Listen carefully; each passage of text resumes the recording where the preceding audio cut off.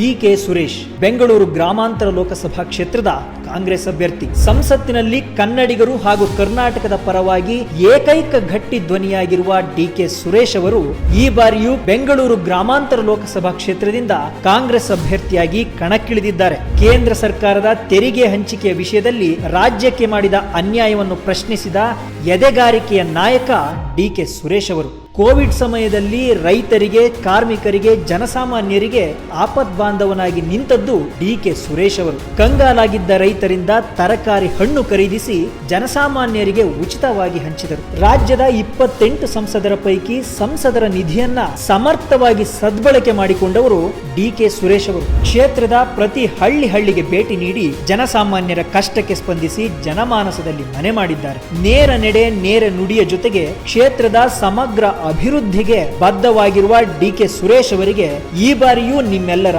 ಆಶೀರ್ವಾದವಿರಲಿ.